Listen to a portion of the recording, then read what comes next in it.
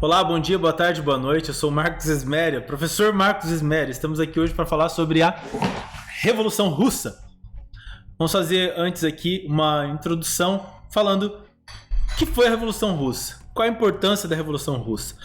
Basicamente, a Revolução Russa ela vai mudar o paradigma político, ela vai mudar a forma de nós concebermos a organização política no mundo.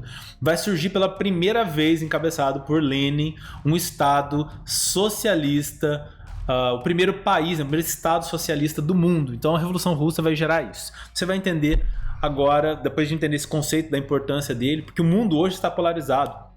Estados Unidos, Rússia e China do outro lado. Até a geopolítica atual é necessário você entender como foi a Revolução Russa e por que ela aconteceu.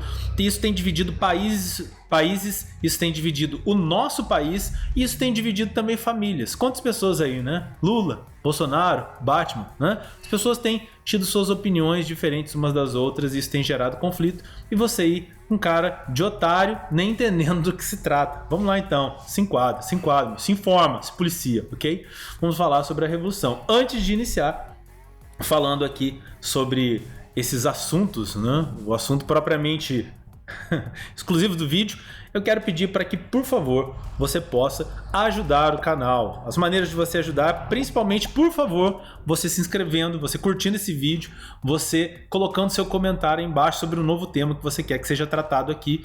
E você também pode ajudar escaneando o QR Code e contribuindo aí com o valor que você achar interessante, ok? Recomendo também, antes de começar o vídeo, que você assista esse vídeo aqui, que tem o card acima, falando sobre a Revolução Francesa, porque é interessante, é um assunto conjunto. Em alguns pontos aqui é interessante que você conheça e entenda um pouco do que foi a Revolução Francesa e como essa revolução ela aconteceu, ok?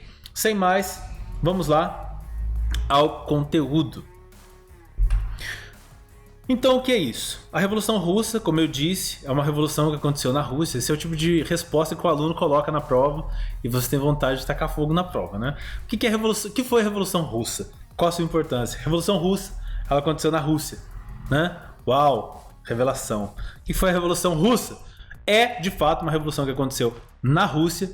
Ela vai, pela primeira vez, estabelecer um governo, um Estado socialista, o primeiro Estado socialista da história, e isso vai servir como um paradigma posterior, porque isso vai dividir o mundo entre duas concepções, uma a visão capitalista e outra a visão socialista. Digo de passagem aqui que eu ainda acredito que o socialismo, não estou dizendo que eu desejo, não estou dizendo que eu concordo, que eu discordo, estou apenas dizendo que eu entendo que o regime socialista ainda vai tomar conta do mundo, de uma forma geral. Eu acredito que isso vai acontecer e não vai demorar muito. Alguns pontos aqui que eu posso explicar em outro vídeo, mas vamos lá. Então, esse é o primeiro conceito. Socialismo. Bom, Revolução Russa, uma revolução que vai implantar o socialismo no mundo, primeiro Estado socialista do mundo. Mas o que é socialismo, né? Socialismo, basicamente, é uma filosofia política, social, econômica, uma maneira de entender e gerir a sociedade. E ela vai ser caracterizada. O que é caracterizado? É alguma coisa que define ela, que diferencia ela dos demais. Então vamos lá. Ela é caracterizada basicamente pelo quê? Pela propriedade social dos meios de produção. Vamos lá. O capitalismo, ele é basicamente formado pelo quê? Propriedade privada dos meios de produção. Então, guarda isso, propriedade privada e propriedade social. Essa é a grande diferença entre as duas. A propriedade privada é quando uma pessoa é dono daquela fábrica. Por exemplo, Coca-Cola tem um dono. Por exemplo, Pepsi tem um dono, pode ser? Por exemplo, a General Motors, a General Electric, a Nike, são empresas que têm um dono.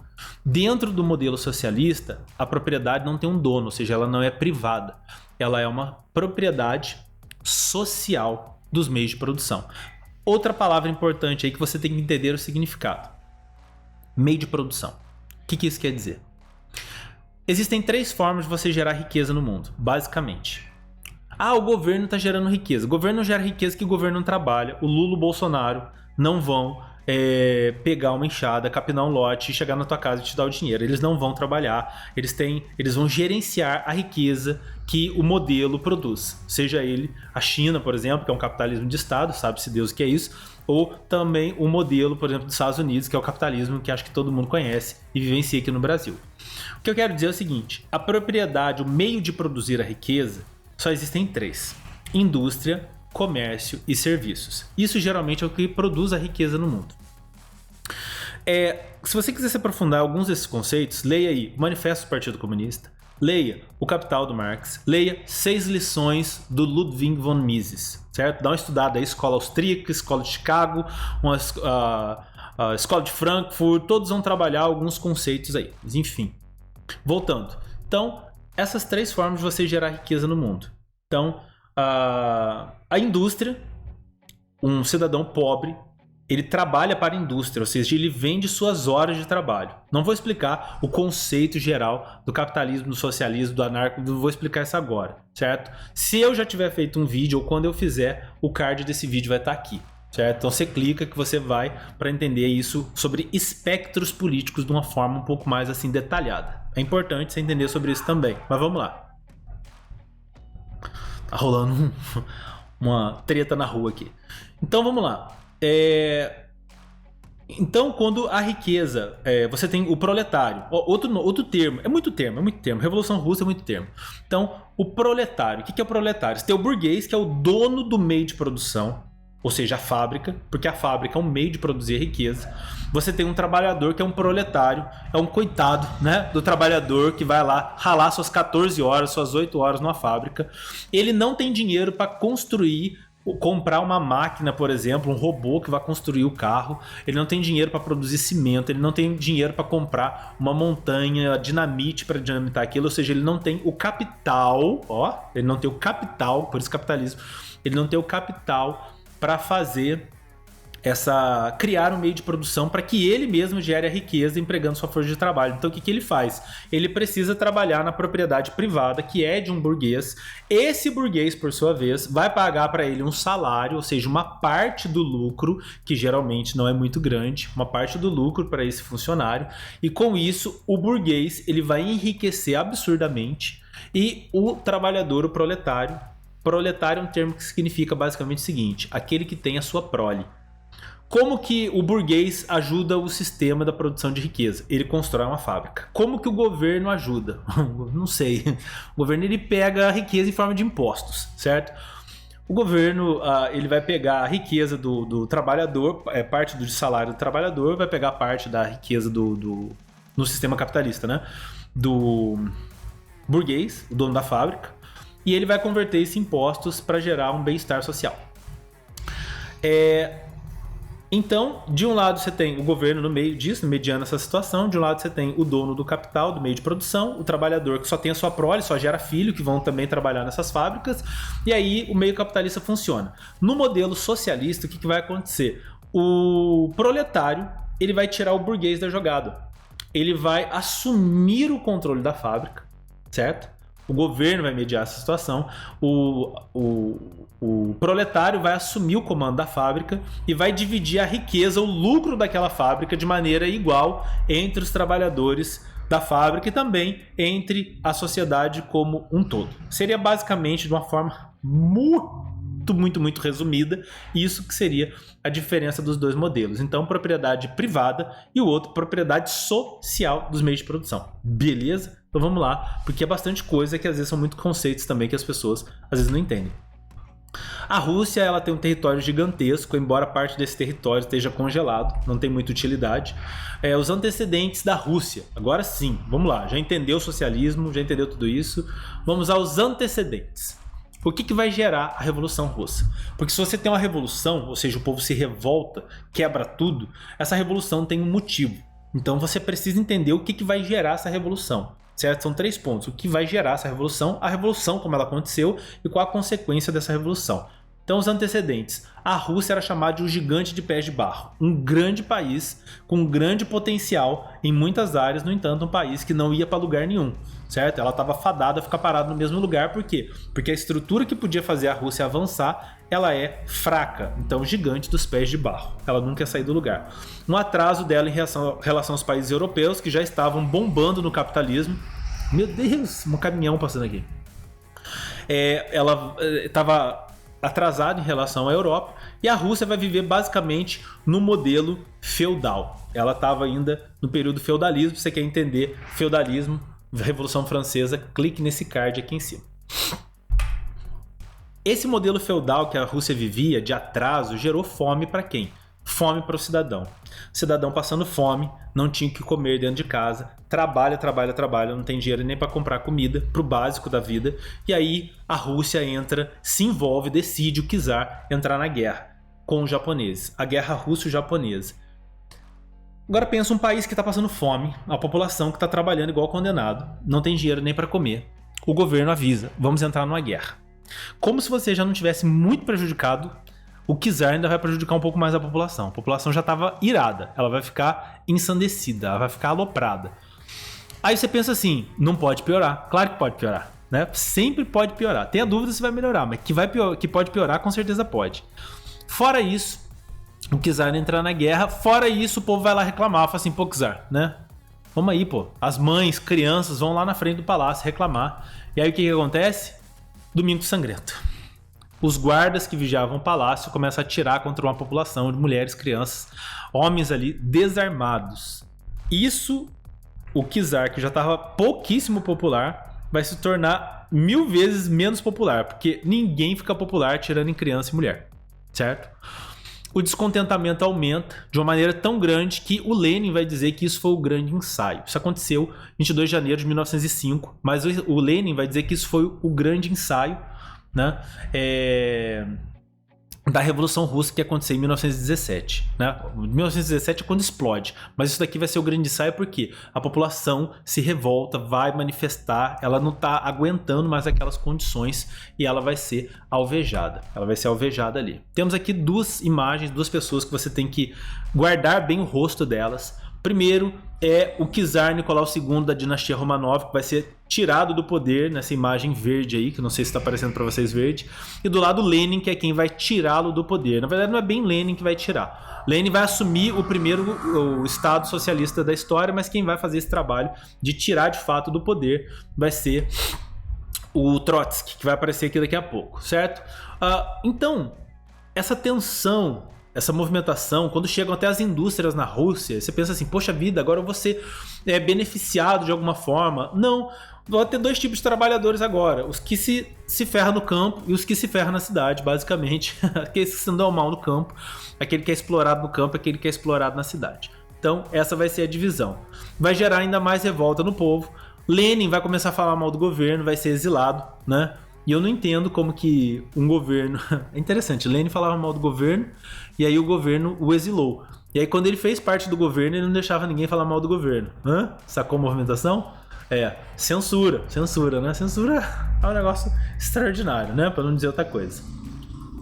Para os socialistas, o que uma sociedade justa tem que ter? 3 coisas. Colocar isso na prova, olha, já é legal, hein? Para uma sociedade, cai lá na pergunta da prova, né? Para uma sociedade socialista, para um país socialista, uma visão socialista, como seria uma sociedade justa? Simples, não teria propriedade privada. Fim da propriedade privada dos meios de produção. Já expliquei o que significa esse termo, dos meios de produzir riqueza. Então acabar com a fábrica ser de um dono só, ela ser de quem? Coletivizada aquilo, socializada. Segundo, valorização do bem comum, colocando acima dos interesses individuais.